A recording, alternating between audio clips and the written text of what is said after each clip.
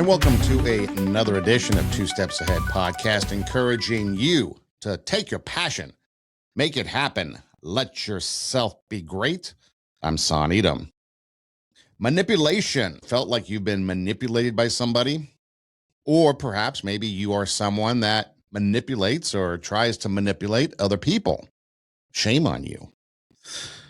But when you take a look at manipulation, it's not just a simple disagreement between you and somebody else, nor is it just simple persuasion, trying to get people to believe or to think like you. It's goes beyond to just trying to get your way. You see, manipulation happens when a person uses deception, guilt, pressure, including peer pressure, fear, charm, selective truth, or emotional leverage to control another person's choice for their own benefit. The APA dictionary defines manipulation as behavior designed to exploit, control, or influence others to one's advantage. Now, you take a look at some of those things. Are there any words in there that are positive? I mean, you got deception, you've got guilt, pressure, fear, selective truth, exploitation, control, influence others to one's advantage. So you can see just there in that opening little statement that manipulation is really a negative thing. And that's what we're going to look at in this podcast episode. But first, you got to keep in mind that not everybody who is disagreeing with you is manipulating you. Not everyone who challenges you is toxic. In fact, there was a day and age, a time when you could challenge each other for conversation, and you would stretch, and you would think, and you would challenge thoughts in hopes to try to find maybe truth, clarity, knowledge, understanding. You just have conversation to try to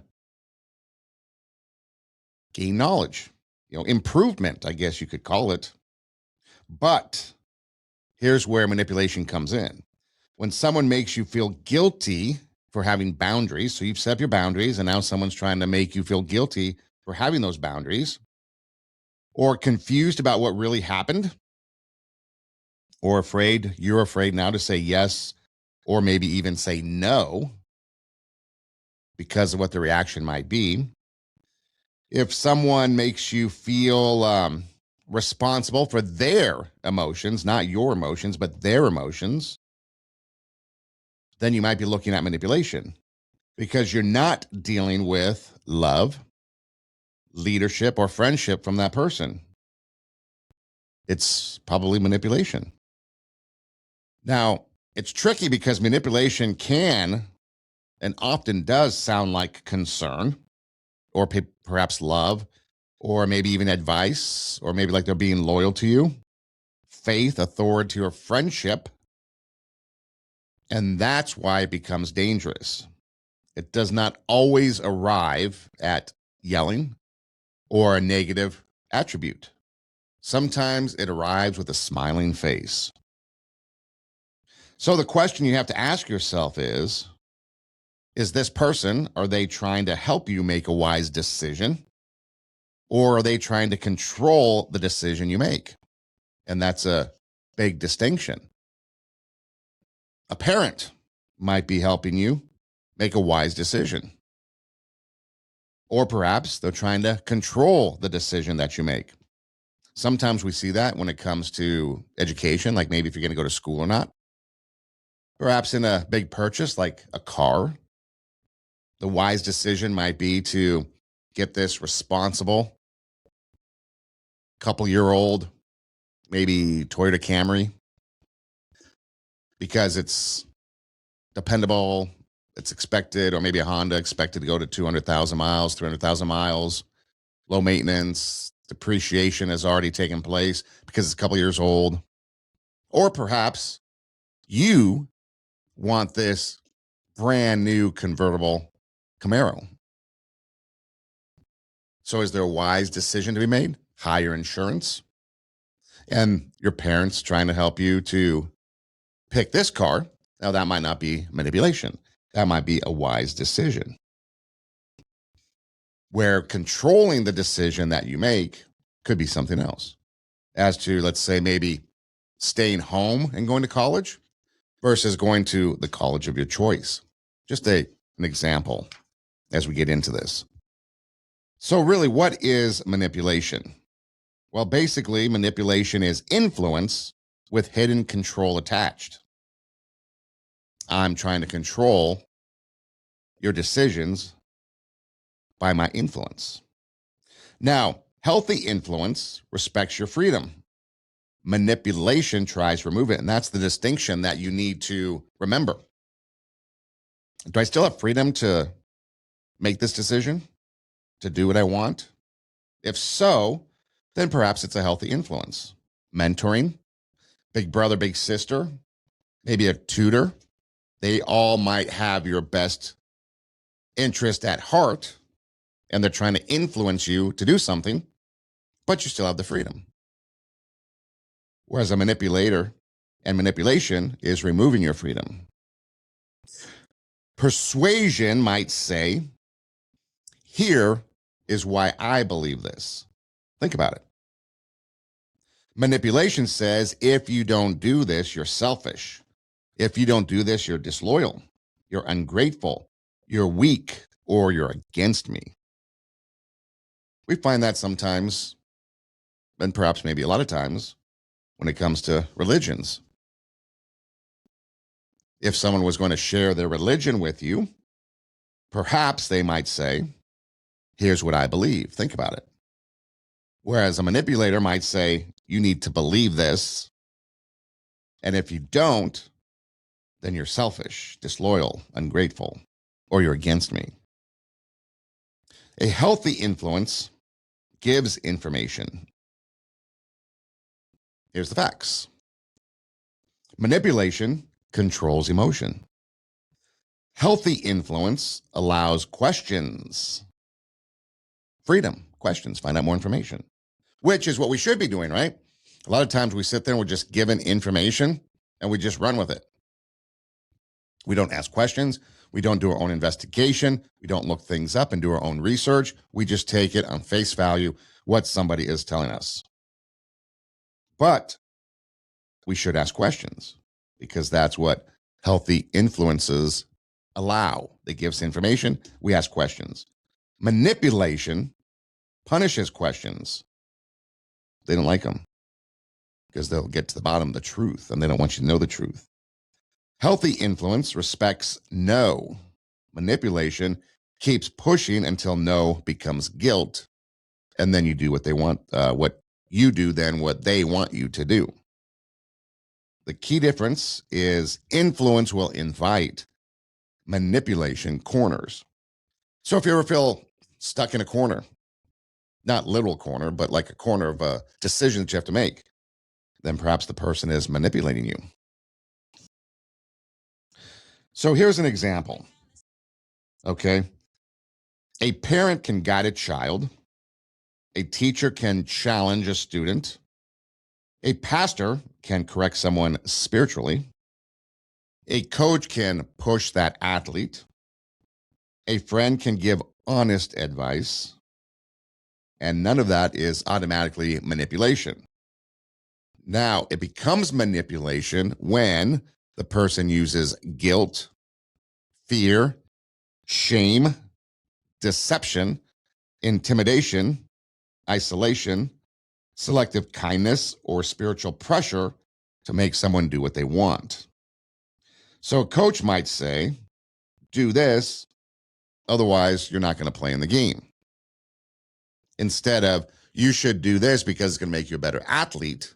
And by becoming a better athlete, you're going to be able to achieve your success, dreams, and goals that you want personally, as well as help the team if it's a team sport. Or maybe if it's an individual sport, like maybe track, then helps them as an individual athlete.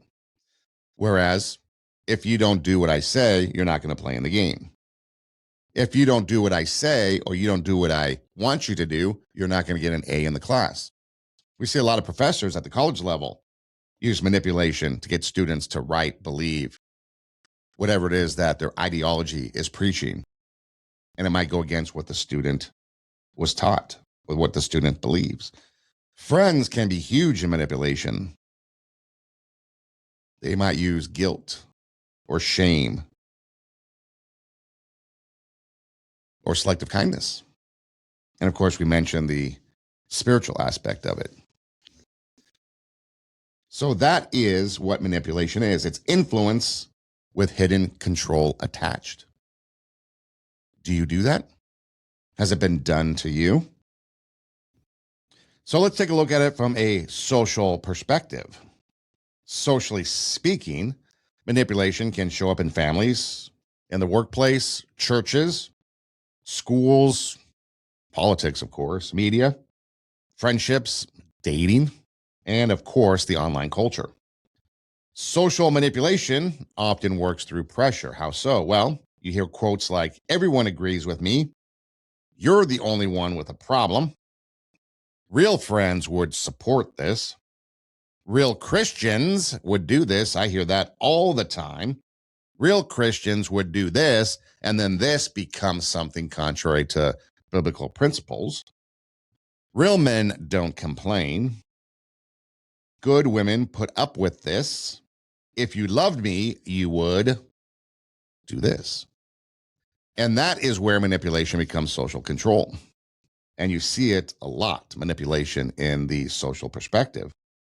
Social influence can include conformity, compliance, obedience. Conformity involves changing behavior in response to group pressure. You see that in your middle schools and high schools and even college campuses. Education is full of manipulation, trying to get conformity. Politics, too. See a lot of people on social media posting the same video because they want to conform to that group thought, and they want the likes and they want the views.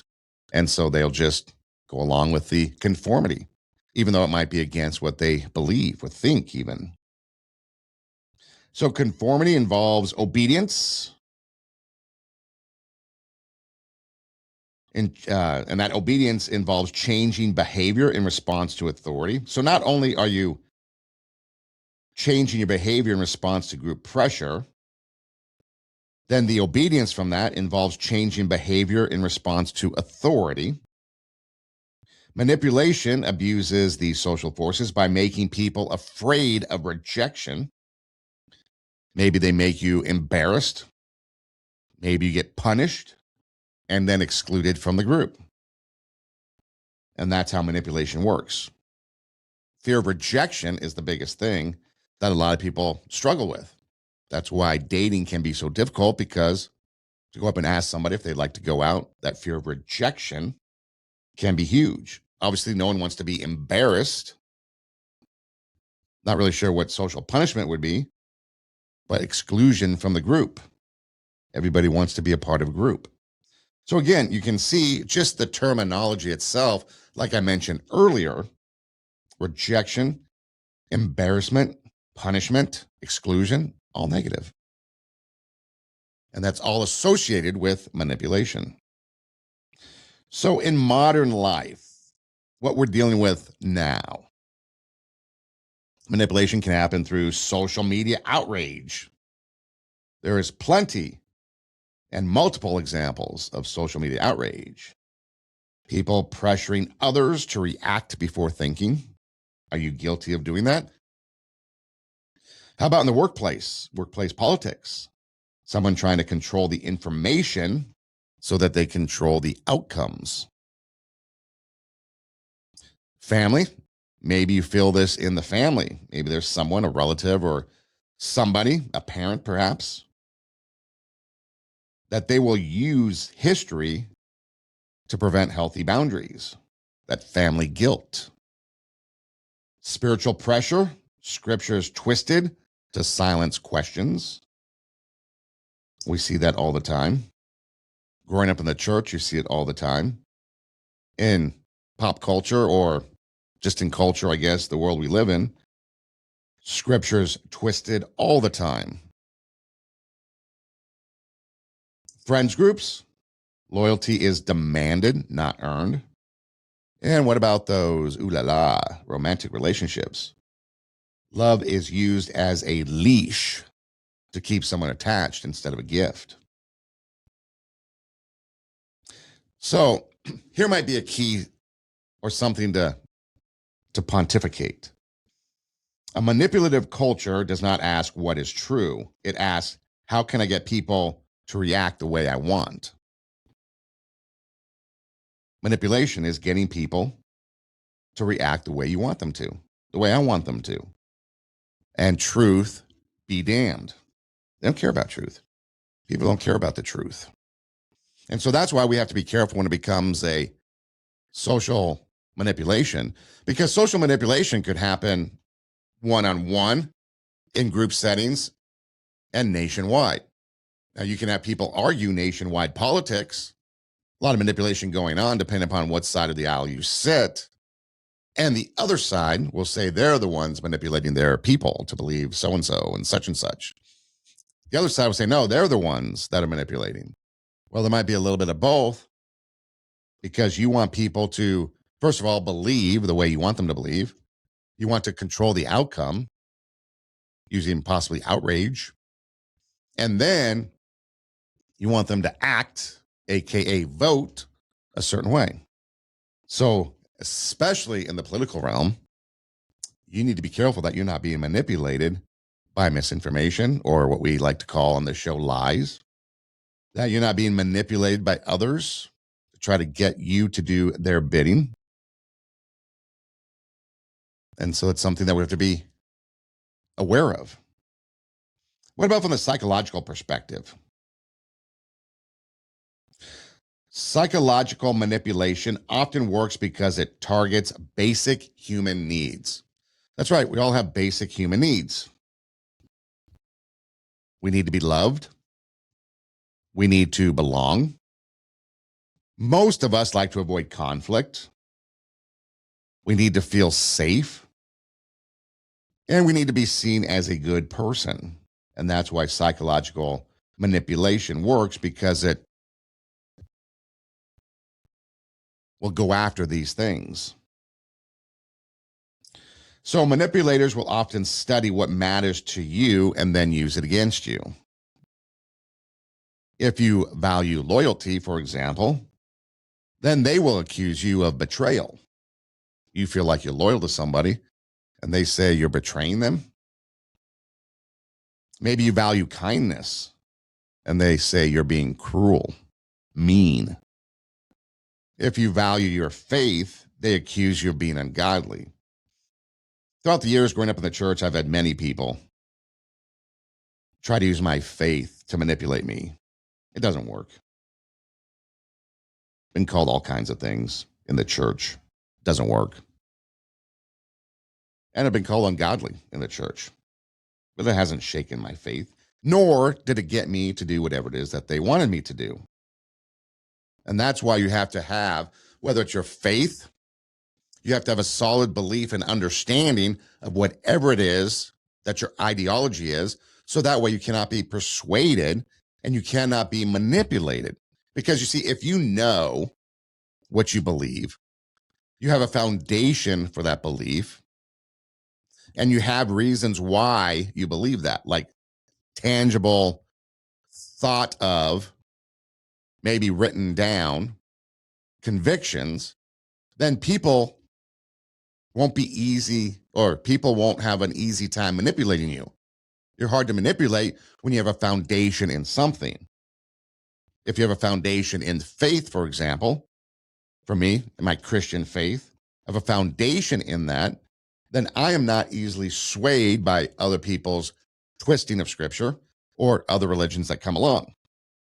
And then that faith leads me to have a solid foundation in politics, in kindness, in family, in peace, in loyalty, and all these other things, not only so that I'm not manipulated, but I'm not manipulating other people. So again, manipulators will study If you value loyalty, they will accuse you of betrayal. If you value kindness, they accuse you of being mean. If you value faith, they accuse you of being ungodly. If you value family, they accuse you of abandoning family. And if you value peace, they create conflict until you give in. And that's one thing that families and others might utilize, that conflict, that family conflict to get you to do something. One of the most destructive forms is gaslighting. When someone causes you to doubt your own feelings, your own instincts, and memory, or your sanity. The National Domestic Violence Hotline describes gaslighting as a form of emotional abuse that can cause a victim to question themselves, giving the abusive person more power. Again, that's why you have to have strong faith in whatever it is that your foundation of life is. And that's why a lot of times we go over some of these things and we talk about caring, we talk about kindness, we talk about citizenship, we talk about these various things. Because if you sit down and you talk to other people and you ask them, what's your conviction? They might spout out something, maybe a political platform, or maybe some superficial religious thing, or maybe a do unto others as you would have them do unto you type thing. But it's very surface level. That can be easily penetrated by a manipulator. What becomes hard to manipulate is someone who is grounded in their faith, in their belief, in their ideology, in whatever it is that they are grounded in. You can talk to, for example, a Muslim. They will not eat pork. They will not drink alcohol. Sometimes they don't know why, but they don't because their religion forbids it. And no matter what you do, they're not going to drink alcohol and they're not going to eat pork. That's the conviction that they have. And I use that because sometimes that's what we need. We need a conviction that isn't going to let us sway from our convictions. I guess that's why the Bible talks about building your house on rock and not sand. When the waves of life come, the sand's going to collapse, but the house built on the rock is going to stand strong. A person whose faith, whose ideology, whose conviction, whose foundation of life, whatever it might be, it could be anything. It could be your politics. It could be your motivations, your successes, your business plan, whatever it is. If it's grounded in a foundation of rock, you're not going to be easily persuaded. The swindlers aren't going to be able to swindle you out of your money. Politics, not going to be swindled out of your vote. Because manipulators are going to have a hard time cracking you because you have a foundation. But when that foundation is surface, then that foundation can be cracked by a manipulator. And that includes the most destructive form, which is gaslighting, making you doubt your own feelings, your own instincts, your memory, or your sanity. So, what are some examples of psychological manipulation? Well, guilt tripping. After everything I've done for you, you're not going to do this for me? Sound familiar? What about blame shifting? We see that a lot in society today. You made me act this way. So and so made me do it. The Twinkie made me do it. Of course, gaslighting, that never happened. You're too sensitive. What about love bombing? Have you ever heard about love bombing? Well, you give them, or maybe they give you, overwhelming attention early, and then they slowly withdraw it later, asking, or you keep asking yourself, what did I do wrong? And to try to get that attention back, maybe that emotion, that whatever it is they gave you initially in that bombing, you'll do whatever it takes.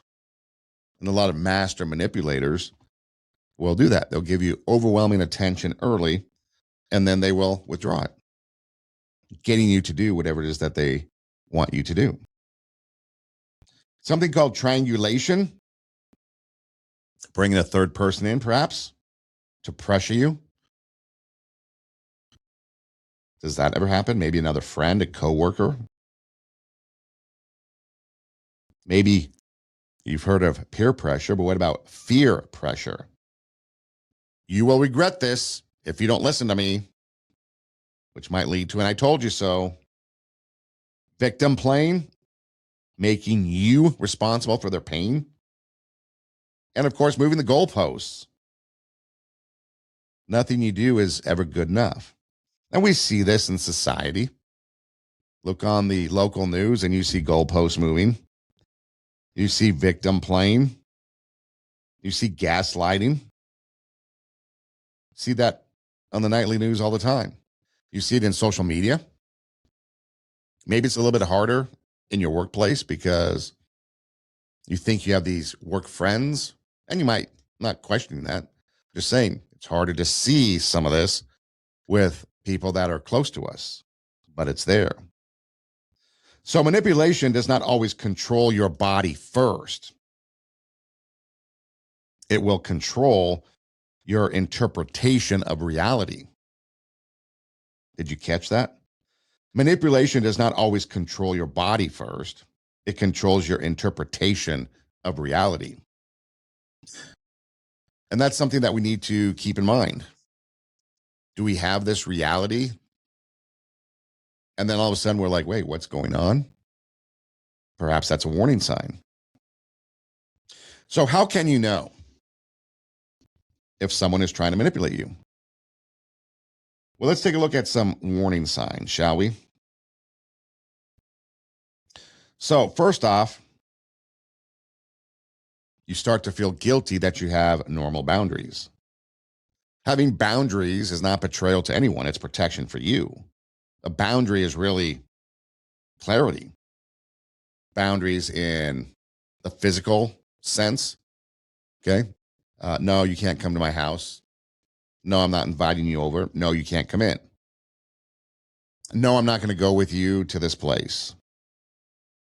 I mean, saying no is a boundary right there. But then maybe, okay, you know what? I'm not going to, maybe you have like mental boundaries. You're not going to engage in certain conversations. You're not going to go to certain movies. Maybe you have physical boundaries. I'm not going to engage in this behavior. So, whatever it is, you have these boundaries that for you, you've set up. So they're normal. And that's the only thing that matters. But then someone else comes along and they make you feel guilty for having those boundaries. You see that a lot in young people when it comes to the sexualized world.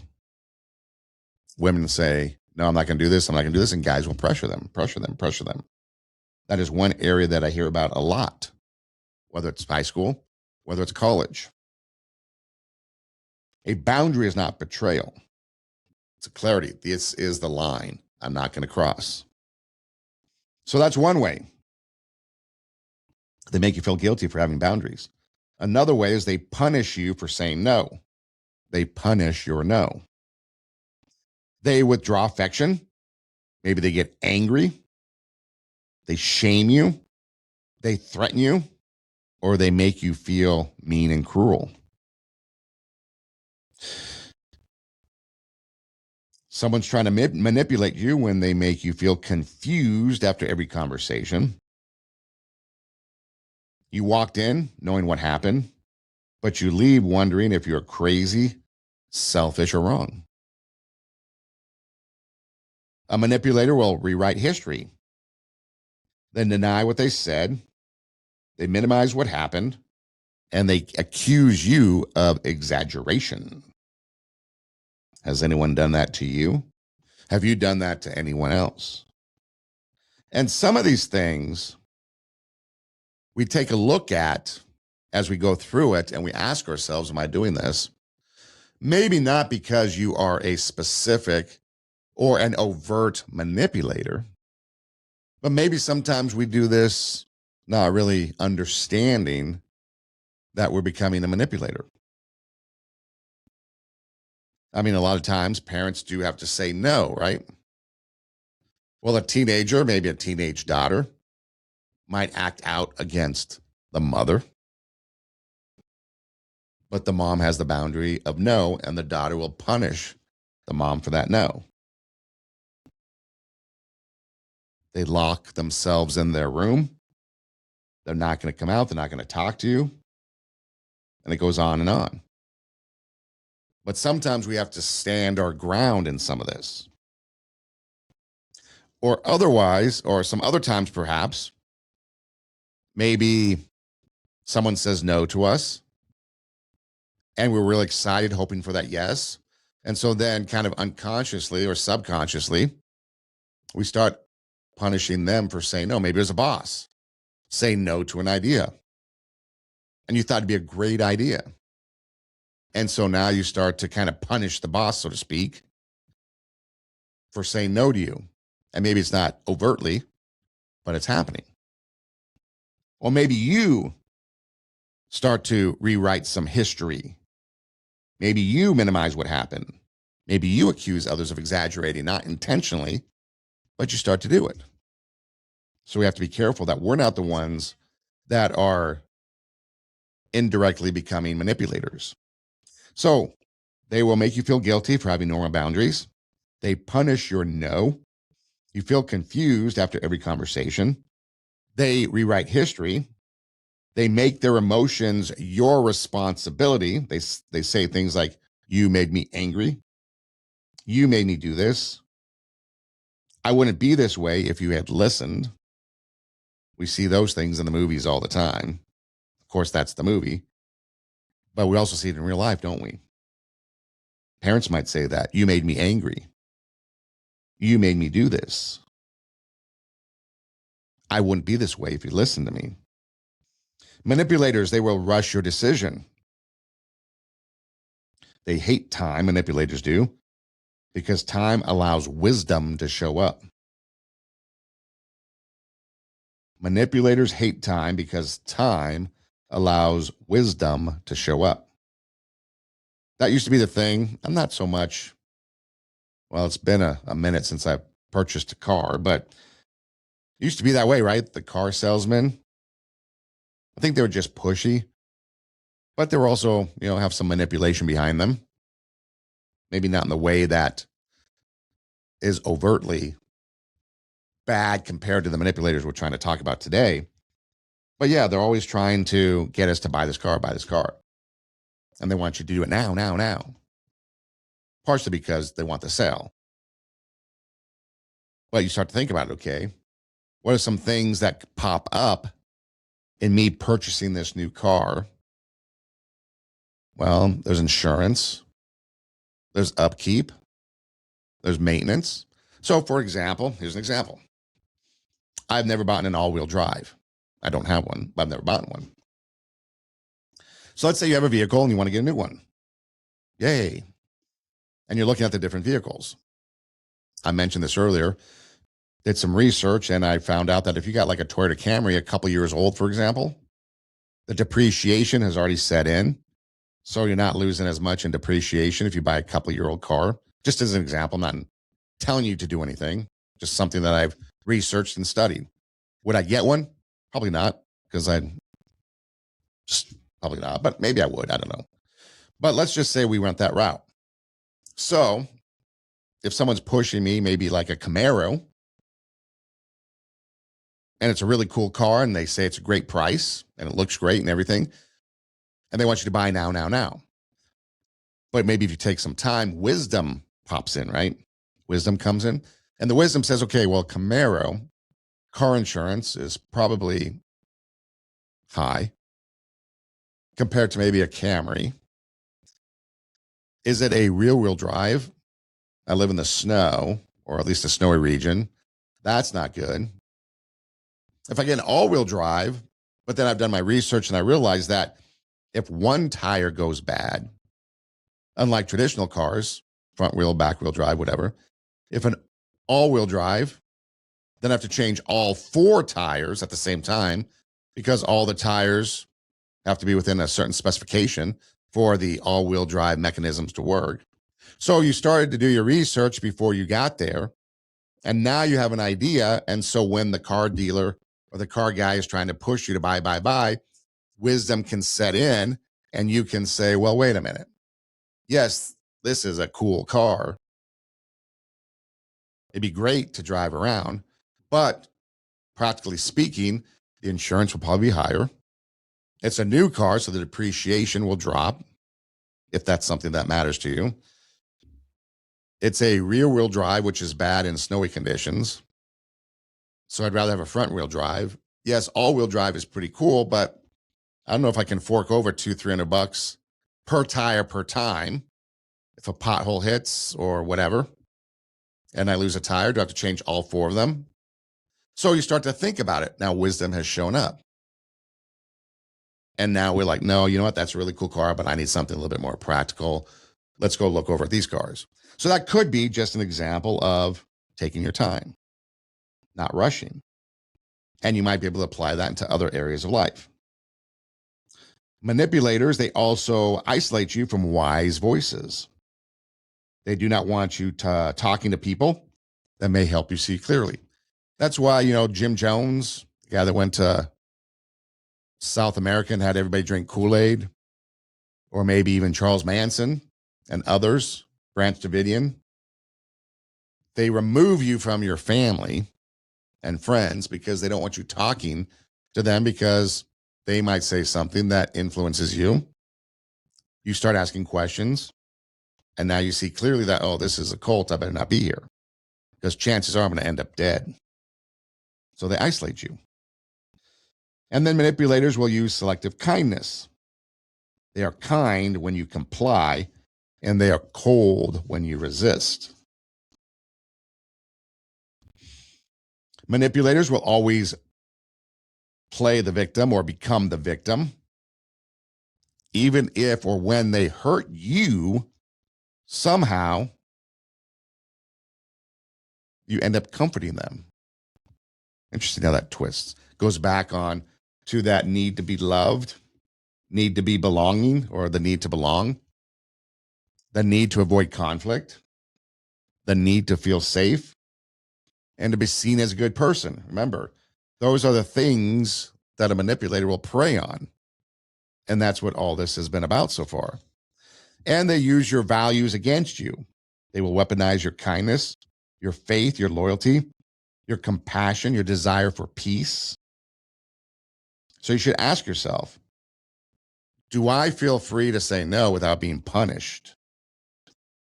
And if the answer is no, I don't feel free to say no without being punished, then something's wrong. So manipulators will prey on your need to be loved, your need to belong, your need to avoid conflict, the need to feel safe, and the need to be seen as a good person. And so they will guilt you for having normal boundaries. They will punish your no. You will feel confused after every conversation. They rewrite history. They make their emotions your responsibility. They rush your decisions. They isolate you from wise choices or wise voices, and they use selective kindness. They always become the victim, and they use your values against you. That fits into all those areas that we just talked about. The need to be loved, to belong, to avoid conflict, to feel safe, and to be seen as a good person. So those are what they will do. But how can we tell before we even get involved? I mean, are there characteristics, I guess we could say, of a manipulator? Well, they might not demonstrate some characteristics or some traits, but there are some commonalities or some common personal traits that they expose themselves with, that they use. For example, maybe they're charming, but they're not consistent about it. Okay, maybe they know how to win people over, but then their character in the long run does not match their presentation. It's that initial grab to pull you in, right? Maybe their control is disguised as care. They say, I'm only doing this because I care, but somehow their care benefits them. Maybe they have a lack of accountability. They apologize vaguely. I'm sorry you feel that way. And they leave it at that. That's not real ownership, is it? They have emotional double standards. Their pain matters. That's the only thing that matters. And you should care about their pain. But your pain is an inconvenience. They have strategic victimhood. They use suffering to avoid responsibility. And then, of course, truth bending. They leave out details, they exaggerate facts, or tell partial truths. They resist boundaries. They do not respect limits because limits reduce their control. And that's why a lot of times you'll see, again, going to the extreme cases, the Branch Davidian, Jim Jones down in South America, maybe any other type of those things. They remove you from your family. They isolate you. That way you have control over their entire life, every aspect of it. And then maybe they move you someplace to seclude you away from everybody. So that way they can have their control to the maximum over you. And then you have no limits. You have no boundaries because now the boundaries of the group have become your boundaries.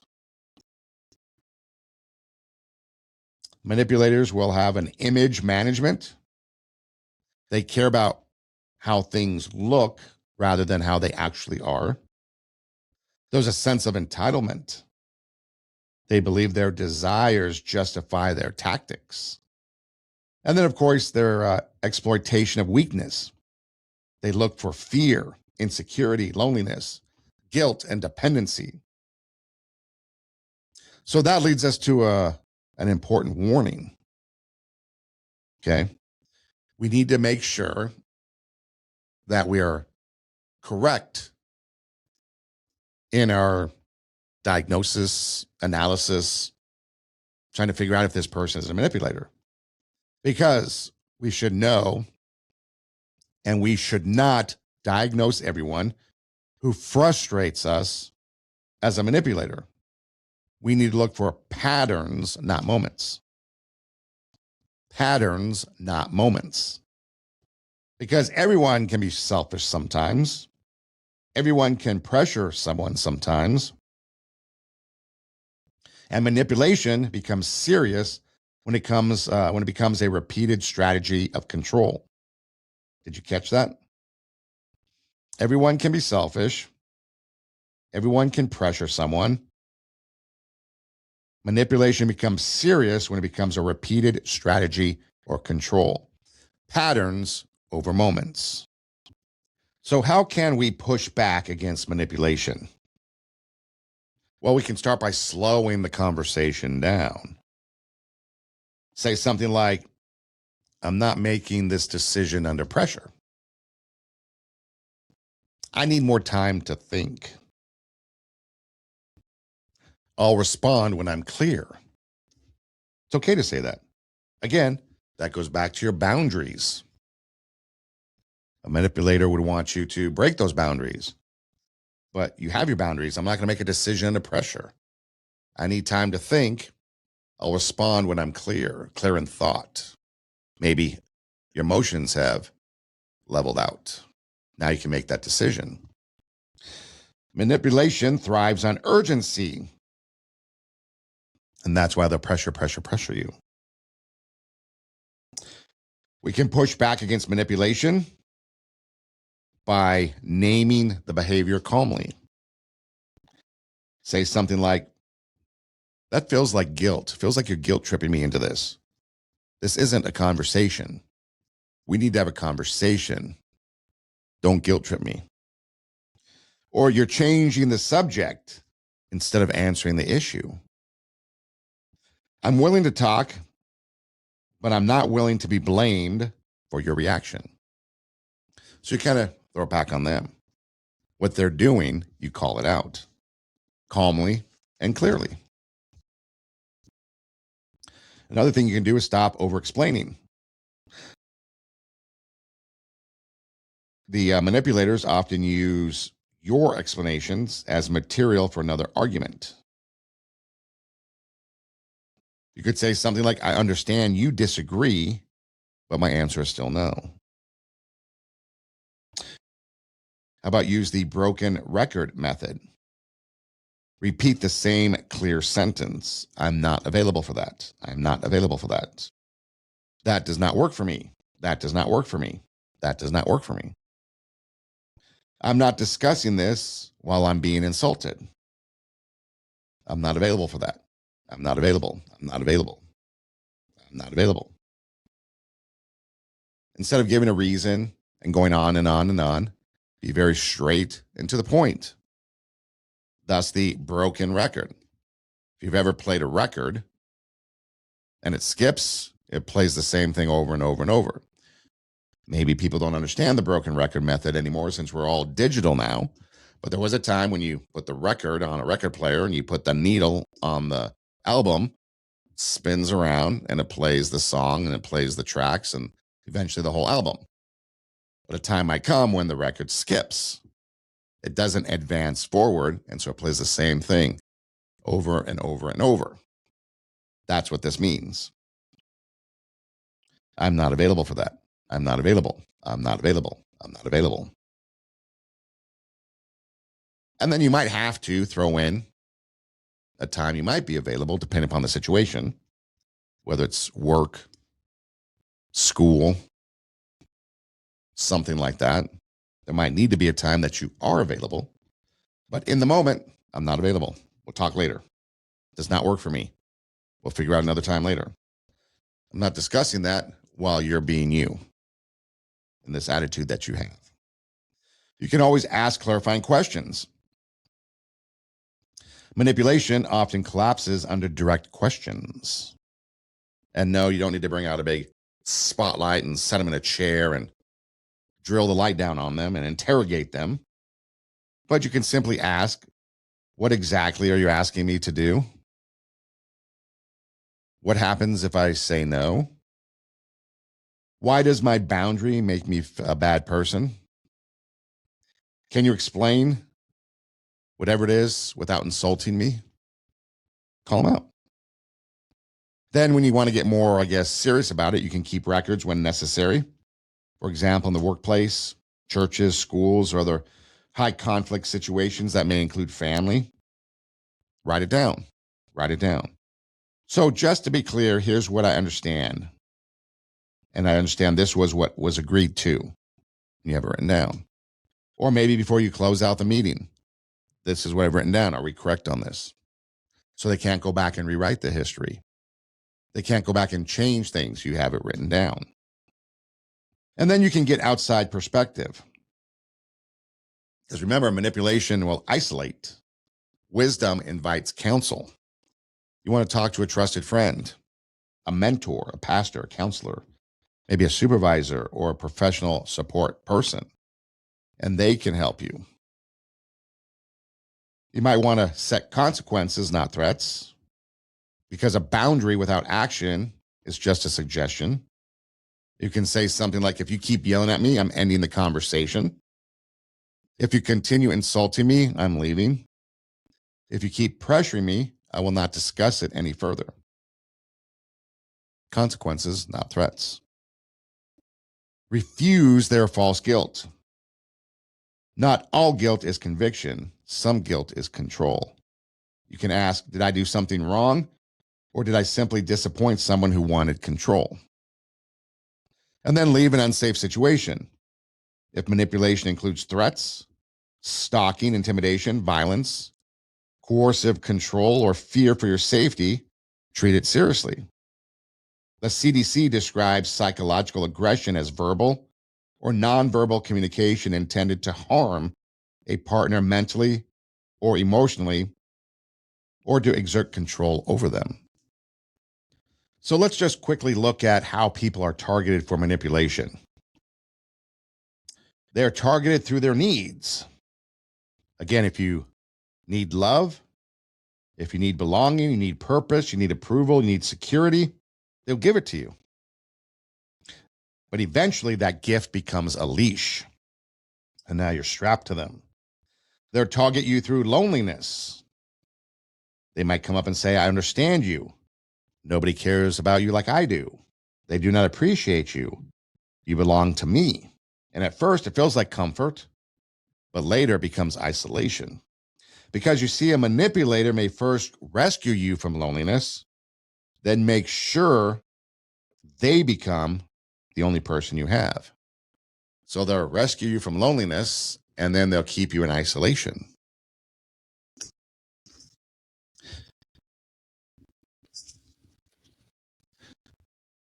They will also target you through kindness and empathy. A manipulator may think this person does not like conflict. This person feels bad saying no. This person will keep giving chances, and this person will blame themselves before blaming me. And this is why kind people need boundaries. Kindness without boundaries becomes an open door for control. Because manipulators do not hate your kindness, they hate when your kindness gets boundaries. People will target you through guilt. They will target you through insecurity, through your ambition, through your life transitions like divorce, grief, moving to a new city, starting college, etc., new job maybe. They will target you through your faith. They will target you through your secrets. And then they target you through testing your boundaries. So, when you take a look at all this, are you someone who is easily manipulated? Are you someone that tries to manipulate other people? We need to have a strong foundation in what we believe, our ideology, whatever you might believe in, whatever you might think, whatever your ideology is, your theology, all your ologies. You have to have a strong foundation. That way it becomes unwavering. And the more unwavering your belief system is, the less likely a manipulator is going to be able to influence you. But these are some ways that you can be aware of someone manipulating you, some ways to push back, and some ways that you can know how you may or may not be targeted or how manipulators target other people. So it's something to consider and something to think about. This is Two Steps Ahead podcast, encouraging you to take your passion, make it happen, let yourself be great. Check out our website, radiowarp.com. That's radio, W-A-R-P, radiowarp.com. You can click on the Two Steps Ahead podcast logo. Our past shows pop up in video form. There is a link that goes across the page. It's green. You click on it. It'll take you to our audio hosting website page, Podbean. You can download and take episodes with you on the go. You can listen pretty much anywhere you listen to podcasts, Spotify, Apple Podcasts, iHeartMedia, Pandora, etc. You can do an internet search, TWO, Two Steps Ahead Podcast, and we pop up. Hey Siri, hey Google, hey Alexa, play TWO, Two Steps Ahead Podcast, and we pop up there as well. We're on all the social media platforms, and our email is TWO, Two Steps Ahead Podcast at gmail.com. That's Two Steps Ahead Podcast, gmail@gmail.com. And again, our website is radiowarp.com. So go ahead and reach out. You can find us just about anywhere. And again, if you have questions about this, if you have questions about other things we've gone over, if you feel like you're alone and you have no place to turn to, if you want to reach out and just say hi on a social level, whatever it is, reach out. And however I can be of help to you, I can. And if I can't do it, I know people that might be able to help. I'll walk you to them, and together we can walk that journey. Two Steps Ahead podcast, encouraging you to take your passion, make it happen, let yourself be great. I'm Sonny. Hey, thanks for listening. Do tell a friend, and until next time, God bless.